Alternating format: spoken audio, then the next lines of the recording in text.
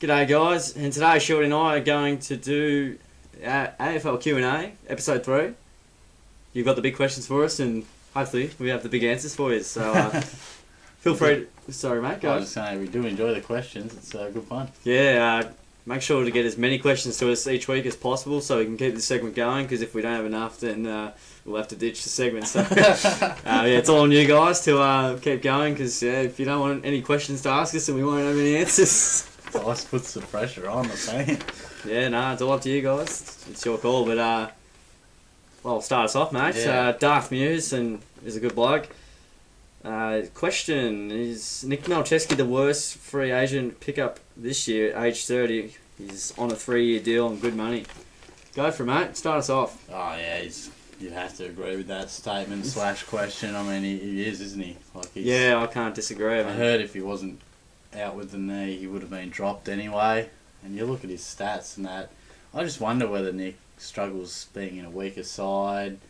Players aren't in the defence helping him out, not allowing him to run off as much, and all of a sudden he's caught between, offense and defence. So, but yeah, to answer the question, he's definitely, a lot of free agents have actually gone to their clubs and been alright over this year and past years. They've done fairly well, the majority of them.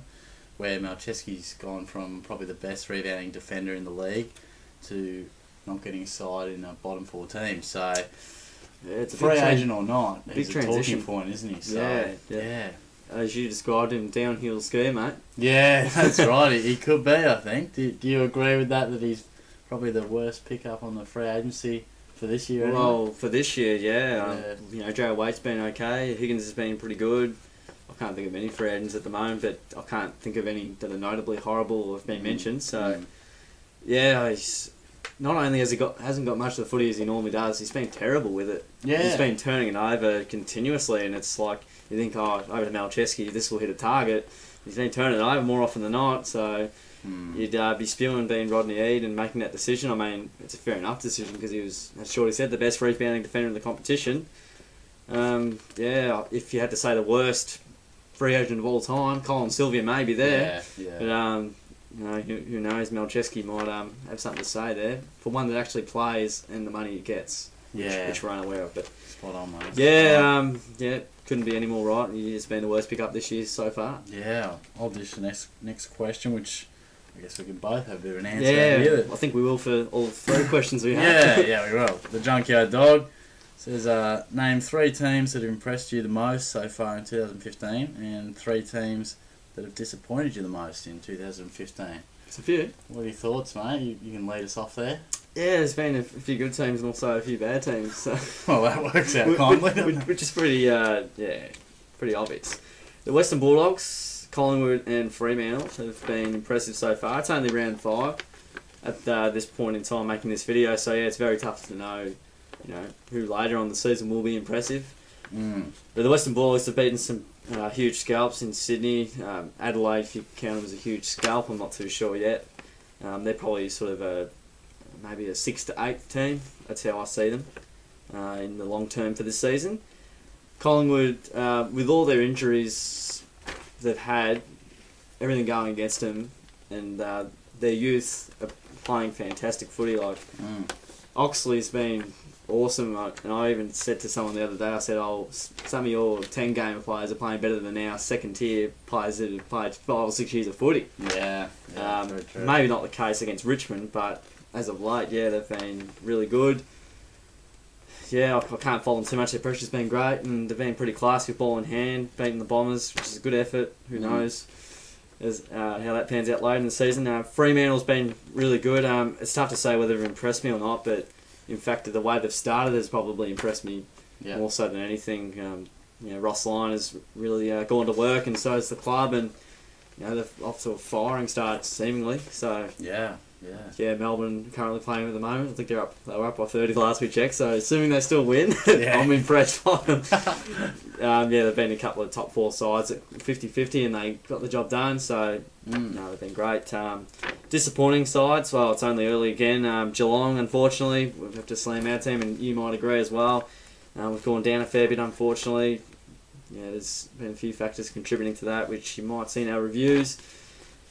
which we'll touch on more there. Brisbane and Richmond. I honestly thought Brisbane would be not a top 8 side, but getting close to it. Yeah.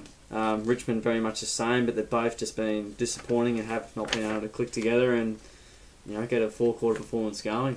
Maybe Richmond against Brisbane was their 4-quarter performance, but there you go. They're both, all three of those teams aren't going as well as they perhaps could be based on potential of their list and the way they've played in the past. Yeah, and we have some similar teams there. Go for you, mate. I was on a tangent there. No, you're right.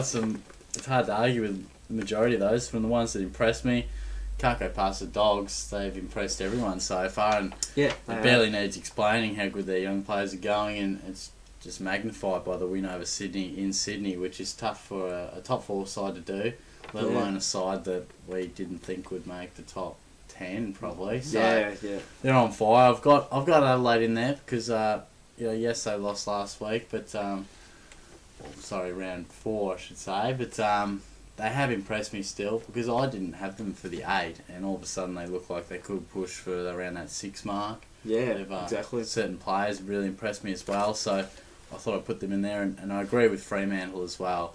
They've been very impressive. We had them both in the top 4 still, but a lot of media people sort of thought they might slip down a bit, and for good reason too. They are ageing in that, but they've shown that they can rebuild and reignite some of those older guys and brought in a few good players as well. Some younger blokes are playing some better footy, so Fremantle, they're very impressive, look good for top 4. Yeah. And as the ones who disappointed me, Geelong were close, but I feel these 3 have probably disappointed me more. Carlton, Richmond and Brisbane, so a couple of the same there, but like Ty said, with Richmond and Brisbane, they've been hugely disappointing. I had Richmond for 8th, I think. Now they look like they're almost in a rebuild phase, Sad. Well, they're starting to question that, aren't they? They've got so much talent on their list though. They do, which is disappointing. Which why when I looked at their team on paper, I thought, this side, if it gets together in the way they finished last year, they should and could make the 8. But all of a sudden, Deledio's a big loss, but aside from that, no one else is really out, notably. Exactly right. So they're hugely disappointing. Brisbane, probably the most disappointing side of the competition, you'd have to say, and Gold Coast aren't far off it either. So I don't know how we missed them. Yeah, they're up there, and when you say it, I'm not sure how I missed them either. Yeah, they've probably been more disappointing than perhaps Geelong have been. But, who knows? But these sides have been pretty disappointing. Like Brisbane, you'd almost throw them in there with the 2 Queensland clubs. Have been so poor with the list. Again, like Richmond on paper, you go, yep, they should at least win a few games, and down the road they'll be contending. Doesn't look like it now. And as for Carlton, they're a stale football side. As you like to call it. Yeah, they're very stale. No one's really. Why would you buy a membership there at the moment? Like, it's a harsh thing to say. Dylan Buckley, mate. Patrick Cripps. There's 2 blokes. But no, I get what you mean. I know. There's not many fellas you can get excited about there. You've got a lot of sort of middle tier players who are not really that exciting. You've got a coach who does he want to be there? Will he be there? And their top end, well, they're talking about maybe should we trade Gibbs and Murphy to look for the next, get in a gun youngster or some draft picks and look to our next phase. It's not a bad idea, actually, at the moment. Yeah, not going to get any better. Yeah, I don't mind the idea of it, actually. But look, it's similar to the Saints. Yeah, similar, and even with Ryan Griffin and the Dogs sort of thing. But that's where we see some disappointing sides. Yep. We just miss out, and Gold Coast somehow missed out. I don't know how they did now in hindsight, but that's okay. Last question. Footy Collector, if you had to pick any player to come to Geelong, who would it be? And he's got another question as well. If you could pick a team to coach for the next 3 years, what team would it be? I'll answer... We'll both answer the questions, but I'll start us off. First. We may have similar views here. Nat Fyfe, I think everyone would like him in their side. But why he would fit our culture maybe better than others? Well, we have a lot of older players, and Fyfe's pretty young. He's 24, and he's arguably the best player in the game at the moment. He's everything we need. Midfield's where we're struggling. So, and he can go up forward as well. Not that we really need anyone else up forward. He does it all. He's a complete package and an awesome footballer to watch. Go for it, mate. Yeah, I totally agree, mate. Taking all your points there. But nah, that's all right. You mentioned Fyfe, so I won't mention much more on him, but I had a couple other players that could throw around. I mean, Fife's the obvious one, and I don't always like to go with the obvious one, even though, of course, if I had to pick schoolyard style, you go Fife. But Dylan Shield is another fella that maybe because he's with the Giants doesn't get as much thought about him, but he's an absolute jet. He's an absolute star. Racks up the footy. He's a damaging player. And another one that I wouldn't mind seeing, and of course, sort of being Geelong, you know we're probably going to challenge maybe in another, I don't know, 2, 3 years. Hard to say, but we're not contending right now. So you want those younger sort of players, hence our picks. Also, Daniel Hanbury is another guy I would like to see at the Cats. He's a damaging midfielder, probably having a career best season at the moment. Yeah, he's doing pretty well. Yeah. Supercoach is telling me anyway. Yeah, no, he is. He's going fantastically. So. And I'll continue on to the next one, and we may have similar views here. If I wanted to pick a team to coach the next 3 years, be the Dogs. They're going outstanding. They're the talk of the town at the moment. They're the buzz team of the competition, and for good reason. They've got a lot of young players to like. They've got some developing forwards, some solid defenders down there.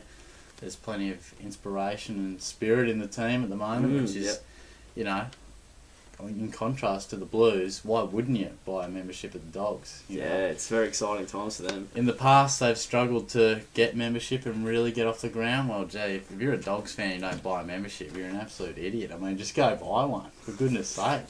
There's an endorsement. Got an affiliate. Yeah, I'm getting sponsored. Nah, but in all seriousness, they're an exciting team to watch and they're on the up, you may as well get in now because they're looking fantastic. So sail on now. yeah. Nah, the Dogs for mine. Giants not too far behind either. I think they're an exciting list, but yeah, couldn't go past the Dogs. Well, I actually did go. Well, I didn't go past them. Yeah. They're right there. But I'd want to tip. I want to coach Port Adelaide before the Western Bulldogs. They were my team. I picked in another video where I had the next powerhouse in the competition. Over the last sort of year, last year, this year, and probably the next few years, I think they'll be contending and could potentially win a premiership, if not multiple. So you'll definitely want a side that's, certainly in that bracket of, contending and competing against the best, and hopefully getting some silverware. Yeah, they've just got such a great list and so many exciting players. Robbie Gray, and you've got Brad Evans who runs both ways, and Jay Schultz who doesn't miss a set shot, and Hartlett's a long kick, a goal, and pretty good defence as well. And they're just exciting the way they play. And I would go along with Ken Hinkley's style of play as well. Continue with what Ken's done. The Dogs as well would definitely be up there as well.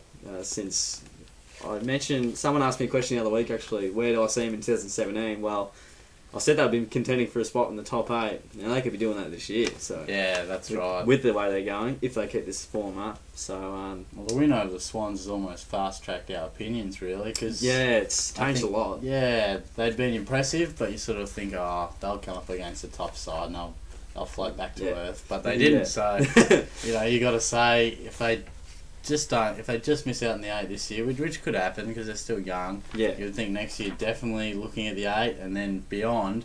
Who knows if they continue at this rate of improvement, because they have some genuine stars, not just good players that are playing good footy at the moment. They have some youngsters that are very, very good. Yeah, lots of talent.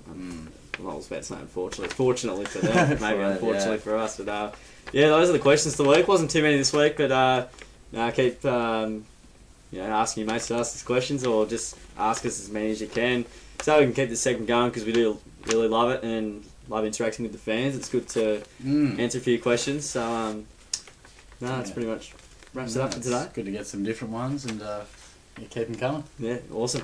All right, thanks for the questions, guys. Don't forget to like the video and subscribe to us as well, and share around to all your mates so they can ask us plenty of questions. Thank you for sticking around, and we'll see you guys all soon.